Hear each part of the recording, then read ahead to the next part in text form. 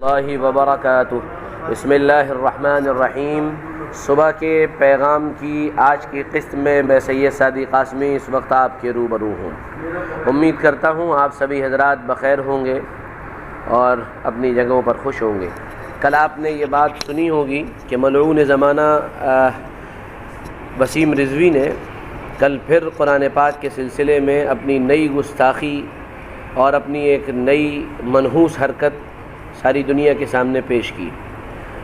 اس مردود اور کمینے شخص نے کل یہ دعویٰ کیا ہے کہ اس نے ایک نیا قرآن تیار کیا ہے اور اس نئے قرآن کو اس نے تیار کر کے وزیر اعظم کے پاس بھیج دیا ہے۔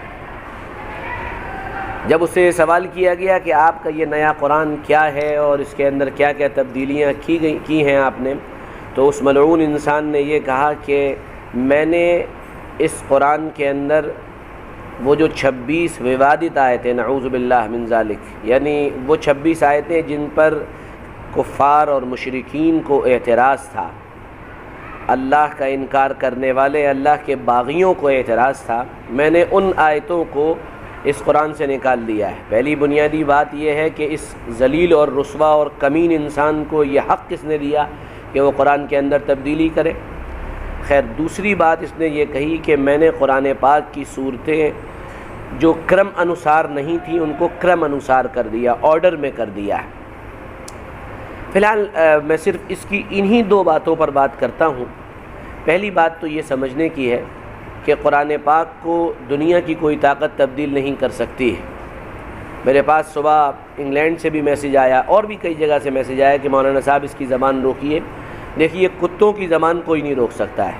آپ کتوں کے منہ پہ تالا نہیں لگا سکتے ہیں، وہ تو بولیں گے، ان کا کام ہی بھونکنا ہے اور بولنا ہے۔ لیکن یہ بات یاد رکھیے کہ اس کے اس کام سے اور اس کے اس عمل سے قرآن پاک میں کسی بھی طرح کی تبدیلی ہو ہی نہیں سکتی ہے۔ پوری دنیا، پوری انسانیت اس کے اس کام کو غلط قرار دے گی اور اس کے اس کام کو گویا کہ ریجیکٹ کر دیا جائے گا۔ یہ تو بنیادی بات ہے۔ دوسری بات یہ ہے کہ اس نے یہ کہا کہ میں نے قرآن پاک کی صورتیں جو کرم انوسار نہیں تھیں ان کو کرم انوسار کر دیا۔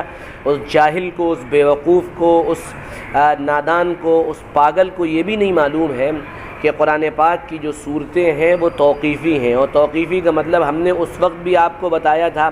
یہ توقیفی کا مطلب یہ ہے کہ قرآن پاک کی یہ جو صورتیں ہیں جناب نبی کریم صلی اللہ علیہ وسلم کے دور سے اسی طرح ہیں، یعنی گویا کہ آپ نے اسی طرح ان صورتوں کو جمع کروایا ہے۔ یہ بہت بڑی غلط فہمی ہے جو پہلے بھی پھیلائی گئی تھی، ہم نے تب بھی اس کا جواب دیا تھا، آج بھی اس کا جواب دے رہے ہیں کہ قرآن پاک کے اندر جو صورتیں ہیں یہ بعد میں بنائی گئی ہیں، بعد میں لکھی گئی ہیں۔ نہیں، جناب نبی کریم صلی اللہ علیہ وسلم کے پاس جب کوئی صورت نازل ہوتی تھی یا آیت آتی تھی تو آپ لکھنے والوں کو بلاتے تھے اور لکھواتے تھے، اور لکھوانے کے بعد یہ بھی بتاتے تھے کہ یہ آیت فلاں صورت میں لکھی جائے گی اور یہ بھی بتاتے تھے کہ فلاں صورت کے برابر میں لکھی جائے گی۔ اس سلسلے کے دلائل بھی ہم نے اس وقت اللہ کا شکر ہے صبح کے پیغام میں اور اپنے یوٹیوب کے ویڈیوز میں دیے تھے، آپ کے سامنے پیش کیے تھے۔ اچھا، اب دوسری بات یہ ہے کہ یہ بھی سمجھنے کی ضرورت ہے کہ یہ کام کیوں کیا جا رہا ہے۔ اس کو سمجھیے، دراصل یہ موٹیو کیا ہے اس کا، یہ بہت اہم بات ہے۔ یو پی کا الیکشن قریب ہے اور اس وقت جو حکمراں پارٹی یہاں رول کر رہی ہے اس کا کام ہی یہ ہے کہ اس وقت ماحول کو بگاڑا جائے، اور اس وقت ماحول کو بگاڑ کر پورے طور پر پولرائزیشن کی ایک تحریک چلائی جائے تاکہ جو ہمارا بکھرا ہوا ووٹ ہے، جو لاشوں کے بہنے سے اور غربت کے آنے سے اور نوکریوں کے چلے جانے سے جو بکھر گیا ہے، اور ہمارے مینجمنٹ کے فیلور سے ہماری جو ناکامی دنیا کے سامنے آئی ہے، اس ناکامی کو چھپانے کے لیے اور اپنے اگلے الیکشن کی تیاری کے لیے دراصل اس طرح کی چیزیں لوگوں کے سامنے لائی جا رہی ہیں۔ میں یہاں اشارہ کرتا چلوں، ہر بات کھل کر نہیں کی جاتی ہے۔ پہلی بنیادی بات، اس طرح کے بیانات دیے جائیں گے، یہ اس کی پہلی کڑی ہے، اور خاص کر یہ کام مسلمان سے کروایا گیا ہے، سو کالڈ مسلمان سے۔ میرے نزدیک وسیم رضوی مسلمان نہیں ہے۔ اور دوسری بات یہ ہے کہ شیعوں کا یہ عقیدہ ہے کہ قرآن پاک کے اندر تحریف ہوئی ہے۔ شیعہ چاہے کتنا بھی انکار کرے، تقیے کی چادر میں کتنا بھی اس بات کو چھپایا جائے، لیکن شیعوں کے عقیدے کے مطابق قرآن پاک میں تحریف ہوئی ہے، قرآن پاک غیر مکمل ہے۔ وسیم رضوی ملعون شیعہ ہے، اور شیعہ ہونے کے ناطے اس اس نے اس طرح کے بیانات دیے ہیں یا اپنی دماغ کی خرابی اور خلل کی وجہ سے یہ بیان اس نے دیے۔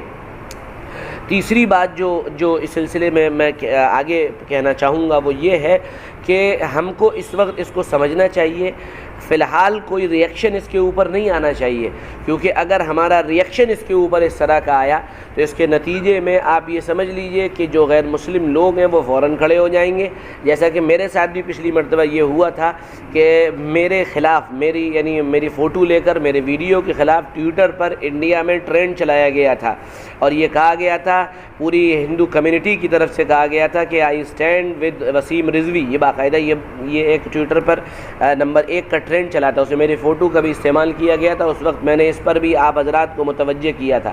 تو اس پر فوری ری ایکشن اس طرح سے لینے کی ضرورت نہیں ہے کہ کوئی ہنگامہ برپا کیا جائے۔ ہاں، لیگل وے میں آپ اتنا کر سکتے ہیں کہ باقاعدہ قانونی کارروائی کی جائے، پہلے بھی کی گئی تھی پھر کی جائے، ویسے یہ پاگل کتا ہے، اس کے بھونکنے کی اتنی پرواہ نہ کی جانی چاہیے، بلکہ خاموشی اختیار کی جائے، یہی زیادہ بہتر ہے۔ لیکن یہ بتانا ضروری تھا کہ اس نے کیا بات کہی ہے اور ان کی باتوں کا کیا جواب ہے۔ جزاکم اللہ، آپ سبھی سے درخواست کروں گا کہ میری اس ویڈیو کو زیادہ سے زیادہ شیئر کریں، اپنے کمنٹ دیں اور لائک کرنا نہ بھولیں، اور اگر ابھی تک آپ نے میرے چینل کو اور پیج کو لائک نہیں کیا، سبسکرائب نہیں کیا، سبسکرائب کریں، بیل آئیکن دبائیں تاکہ اس طرح کی کام کی ویڈیوز آپ کو ملتی رہیں۔ بہت بہت شکریہ، جزاکم اللہ، پھر ملیں گے، اجازت دیں، السلام علیکم ورحمۃ اللہ وبرکاتہ۔